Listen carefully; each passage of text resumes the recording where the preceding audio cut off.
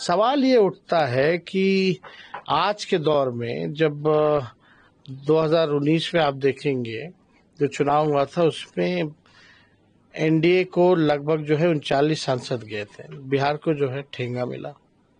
अब जो है 30 सांसद हैं, कई मंत्री हैं, अभी भी बिहार को जो है ठगा गया है। कोई कारखाना नहीं, कोई नौकरी नहीं, कोई विकास के काम नहीं, कोई विशेष पैकेज नहीं, कोई स्पेशल राज्य का दर्जा देने की बात थी, वो उन लोगों ने मना कर दिया। तो इन लोगों ने केवल जो है बिहार को ठगने का काम किया है। हम लोगों ने काम किया है, काम करके दिखाया है। लालू जी रेल मंत्री थे तो 90,000 करोड़ का मुनाफा था। इस बार के बजट में रेलवे का कोई जिक्र नहीं होता। कितना महंगा हो गया है टिकट, हर चीज जो है एक्सीडेंट पे एक्सीडेंट हो रहा है रेलवे का। तो आज के दौर में कहीं ना कहीं से लोग जो है याद करते हैं लालू जी के उन कामों को। तो लालू जी ने जो काम किया है उसको लेकर के उन्होंने अपनी पोस्ट में लिखा है इस बातों को। लेकिन जब भी बात की जाती है तो अपोजिशन जो है अभी केंद्र में जो सरकार है वो हमेशा आप लोग के बारे में नेगेटिव बात करती है। और नेगेटिव उनके पास कुछ आंकड़ा है तो आंकड़ा दे, बताएं कि लालू जी ने वो रेलवे कारखाना नहीं बनवाया था। यूपीए के दौरान में बोले कि 1.5 लाख करोड़ का पैकेज मिला था कि नहीं मिला था 2004 से 9 के बीच में। वो बताए कि 2 लाख से भी ज्यादा चक्का का उत्पादन उस फैक्ट्री से हुआ है कि नहीं हुआ, लोगों को नौकरी मिला है कि नहीं मिला। हम एक सवाल केवल पूछना चाहते हैं, लालू जी का 5 साल जब वो केंद्र में थे कितने कारखाने लालू जी ने दिए, और इन लोगों की डबल इंजन की सरकार ने, केंद्र सरकार ने कितने कारखाने बिहार को दिए? केवल इसका ही जवाब दे दें, दूध का दूध और पानी का पानी हो जाएगा। तो उनके कथनीय करने में तो भारी अंतर है और इसलिए उनपे कोई भरोसा किया जाता नहीं है और लोग जो है सारे कामों को देखते हैं, समीक्षा करते हैं, उसलिए लालू जी को लोग याद करते हैं। बात विशेष राज्य की दर्जे की हो या आरक्षण की बात हो या क्रीमी लेयर की बात हो, तो बीजेपी जब भी आप सवाल उठाते हैं तो कहते हैं कि तो हमारा है, इसके लिए तो हम लड़ रहे हैं, वो तो झूठ का अपना नाम लेने के लिए ऐसा कर रहे हैं, बयान दे रहे हैं। बीजेपी क्या कर रही है? आरक्षण खत्म कर रही है। जो हम लोगों ने महागठबंधन का आरक्षण जो 65% किया था और 10 EWS यानी टोटल 75%, हम लोग मांग करते रह गए भाई शेड्यूल लाइन में डाल दो। अभी भी हम लोग मांग करते हैं कि इसको शेड्यूल लाइन में डाला जाए, लेकिन जो है इन्हीं लोगों के आदमी को खड़ा कर देते, बीजेपी के लोग अपने ही आदमी को खड़ा करके कोर्ट में इस चीज को खत्म कराना चाहते हैं। इसलिए हम लोग जो है पार्ट बने हैं, सुप्रीम कोर्ट में भी बने हैं, इसमें हम लोग अपने बहस को भी रखेंगे और इस लड़ाई को हम लोग अदालत में भी लड़ेंगे, सड़क पे भी लड़ेंगे। बीजेपी का मतलब ही बड़का झूठा पार्टी है। बीजेपी को झूठ बोलने के अलावा, भ्रम फैलाने के अलावा, नफरत फैलाने के अलावा कोई काम नहीं है। ये लोग आरक्षण की बात करते हैं या आप देखिएगा जिस हिसाब से अभी क्रीमी लेयर कौन क्या बिल जो भी कोर्ट का ऑर्डर आया तो हम तो बोले कि भाई केंद्र सरकार को अध्यादेश लाना चाहिए, क्यों नहीं ला रहे हैं अध्यादेश? अगर ये पक्ष में है SC ST एक्ट जो रिजर्वेशन जो बाबा साहब अम्बेडकर ने जो संविधान में जो दिया है, अगर उसके पक्षधर हैं तो क्रीमी लेयर कहाँ से आ गई बात?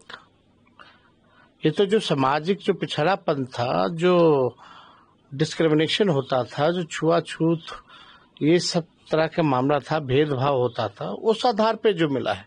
कोई क्रीमी लेयर है, कोई ये आर्थिक योजना नहीं है जिससे लोगों को आर्थिक बेनिफिट पहुंचाया जाए। आरक्षण इसीलिए दिया गया था ताकि समाज में सभी को प्रतिनिधित्व मिले, जो बैकबेंचर ऑफ द सोसाइटी है मेन स्ट्रीम में आए, सबका सम्मान हो, एक जैसा बर्ताव हो, उसलिए ये जो है दिया गया। तो इसमें तो आप लोगों ने देखा कि केंद्रीय मंत्री चाहे मांझी जी हो या ये लोगों ने क्या क्या बयान दिया। हालांकि इन लोगों को यूटर्न लेना पड़ा है इस मामले को लेकर के क्योंकि लोगों में बड़ी नाराजगी है।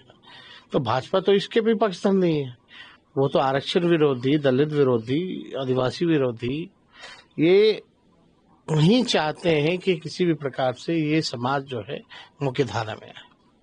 बिहार में आपका रोज ट्वीट आता है, सब कुछ देखा जाता है कि जिस तरीके से यहाँ पे हत्याएं हो रही है या घटनाएं हो रही है, यहाँ तक कि पटना में बीजेपी के नेताओं की हत्या हो जा रही है, आप कैसे देखते हैं? आपके राज्य को जंगल राज कहा जाता है। नहीं, दिन प्रतिदिन हम लोग तो प्रेस रिलीज भी जो जारी करते हैं या सोशल मीडिया में बिहार में कौन से जिले में कितना अपराध हो रहा है, लगातार बढ़ता जा रहा है। सत्ताधारी जो दल के नेता हैं उनकी हत्या हो रही है, हर किसी की हत्या हो रही है, रेप हो रहा है, बलात्कार हो रहा है, लेकिन यहाँ सरकार जो है पूरी तरीके से फेल हो चुकी है। और जिस बात को हम बार बार कह रहे हैं कि मुख्यमंत्री का इकबाल खत्म हो गया है, प्रशासन में नहीं चल रहा, ये बात पूर्णतः सच है, साबित होता दिख रहा है। बिहार में अपराधियों का बोलबाला है, छीना झपटी तो छोड़ी, कितने सीसीटीवी फुटेज में हम लोगों ने दिखाया कि कैसे कैसे जो है अपराधी जो है डकैती का अलग हो रहा है, बैंक रॉबरी का अलग हो रहा है, आपका किडनैपिंग का अलग हो रहा है। इस तरह के मामले लगातार आ रहे हैं सामने, लेकिन पुलिस इन्वेस्टिगेट नहीं कर पाती है, फेल हो जाती है, दोषियों को सजा नहीं दिला पाती। एक इसी का उदाहरण हमने दिया था, रुपेश मर्डर हत्या जो हुई थी, कौन है अपराधी, कौन उसको गोली मारा, आज जो है सब बड़ी हो गई, लेकिन अपराधी पता नहीं चल पाता। तो ये तो सरकार जो है पूरी तरीके से अपने पॉलिटिकल बेनिफिट को देखते हुए अपराधियों को संरक्षण देने का काम कर रही है। आज अपराधियों के मन में भय नहीं रह गया, पुलिस का डर नहीं रह गया। इसलिए हम बार बार कह रहे हैं मुख्यमंत्री का इकबाल पूरी तरीके से खत्म हो चुका है। नीतीश जी चुपचाप हैं, इतने घटना हो रही है, पुल गिरने की बात हो या अपराध की बात हो, लेकिन नहीं ना, पेपर लीक हो, पुल गिरने की बात हो, अपराध की बात हो, शेड्यूल 9 की बात हो, क्रीमी लेयर की बात हो, हमारे बिहार के मुख्यमंत्री बोलते ही नहीं है। लोग अपेक्षा करते, उम्मीद करते कि उनसे सुने इन मुद्दों पर, लेकिन मुंह में दही जमा करके रखे होते हैं।